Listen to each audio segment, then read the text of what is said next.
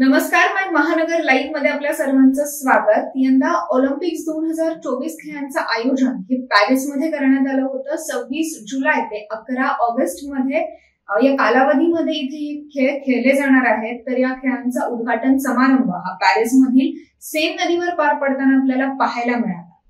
जगभरातून तब्बल 206 देशांमधल्या 10,000हून अधिक खेळाडूंनी इथे सहभाग घेतला। तर आपल्या भारतातून 117 खेळाडूंनी 16 वेगवेगळ्या खेळांमध्ये इथे सहभाग घेतला होता। तर भारताने आतापर्यंत 3 कांस्य पदक हे जिंकले देखील आहेत। त्यातले 2 कांस्य पदक हरियाणाच्या मनु भाकर हिने जिंकले, तर 1 कांस्य पदक आपल्या महाराष्ट्रातल्या कोल्हापूरमध्ये राहणाऱ्या स्वप्नील कुसाळे यांनी जिंकले।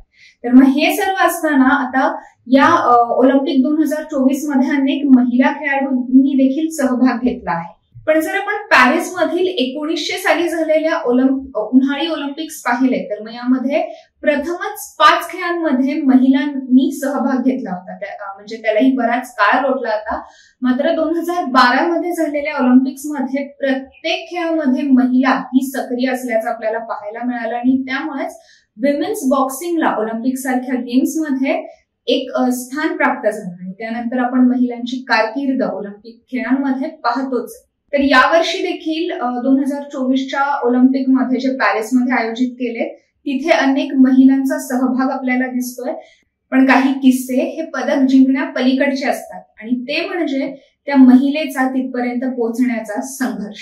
सर्व प्रकारच्या आव्हानांवर मात करत मातृत्वाच्या पायरीशी उभ्या असणाऱ्या महिलेपासून ते इतरांना मागे टाकणाऱ्या तरुणीपर्यंत अनेक महिलांनी या ऑलिम्पिक 2024 खेळांमध्ये सहभाग घेतल्याचं आपल्याला पाहायला मिळालं आणि तसाच आपल्या विजयाचा आणि सामर्थ्याचा इतिहास देखील त्यांनी रचलाय। तर अशाच काही महिलांबद्दल आज आपण जाणून घेणार आहोत। सर्वात पहिली मनु भाकर, सर्वात तरुण भारतीय नेमबाज, वयाच्या अवघ्या 22व्या वर्षी या तरुणीने इतिहास रचला। मनु भाकरने भारतासाठी 2 ऑलिम्पिक पदकं जिंकून आणली व आंतरराष्ट्रीय स्तरावर स्वतःसह देशाचंही नाव उंचावलं। अशी कामगिरी करणारी ती पहिलीच खेळाडू ठरलीये। एकाच खेळाडूने 2 ऑलिम्पिक पदकं जिंकण्यामध्ये पी.व्ही. सिंधू आणि सुशील कुमार यांचा समावेश आहे। पण मनु भाकरनं एकाच ऑलिम्पिक मध्ये 2 पदकं मिळवली। 10 मीटर एअर पिस्तूल मिश्र म्हणजे महिला आणि पुरुष व 10 मीटर एअर पिस्तूल फक्त महिला यामध्ये मनुने कौतुकास्पद कामगिरी करत कांस्य पदकची कमाई केली। तर दुसरी म्हणजे नादा हाफेज। पॅरिस ऑलिम्पिक मध्ये इजिप्तची महिला तलवारबाज नादा हाफेजनेही सहभाग घेतला होता। तुम्ही फक्त कल्पना करा की 7 महिन्यांची गरोदर असूनही कोणती महिला ऑलिम्पिक मध्ये भाग घेऊ शकते का?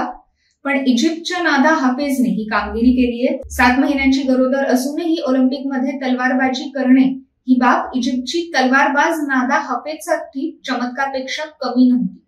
ऑलिम्पिक स्पर्धेदरम्यान गर्भवती असूनही नादा हाफेजने स्पर्धेत भाग घेतला। एवढंच नव्हे तर तिने काही सामने जिंकण्यातही यश मिळवलं। अझरबैजानची यायागुल रमाझोनोव्हा यांनी गरोदर असताना आपल्या खेळात पॅरिस ऑलिम्पिक मध्ये सहभाग घेत खूपच प्रेरणादायी कामगिरी केली आहे।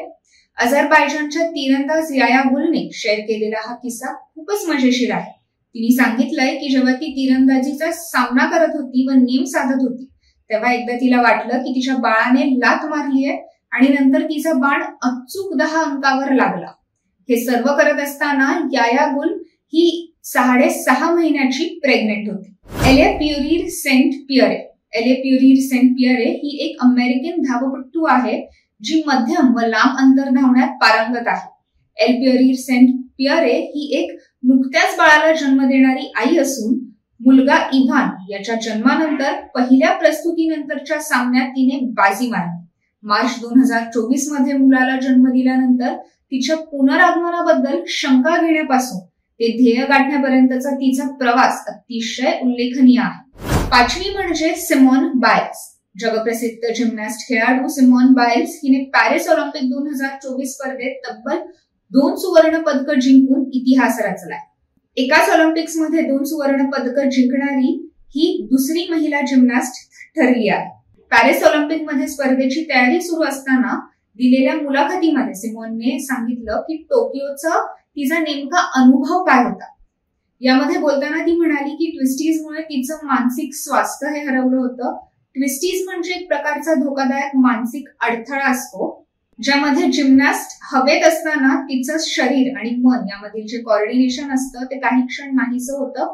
मेंदू आणि शरीरामध्ये कार्यक्षम संवाद होईनासा होतो. अशा वेळी जिम्नॅस्टला आपण अवकाशात तरंगत असल्याचा भास होतो. प्रत्यक्षात त्यांचं शरीर काही क्षण हवेत असतं.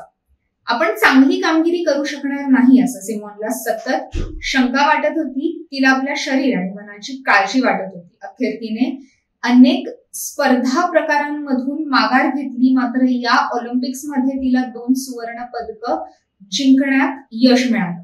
तर आता या सर्व महिलांची कामगिरी पाहता वो स्त्री है वो कुछ भी कर सकती है हे वाक्य इथे ऑन पॉइंट असल्याचं आपल्याला पाहायला मिळत आहे. या सर्व महिला खेळाडूंची कामगिरी पाहता वो स्त्री है वो कुछ भी कर सकती है हे वाक्य एकदम ऑन पॉइंट असल्याचं आपल्याला पाहायला मिळत आहे.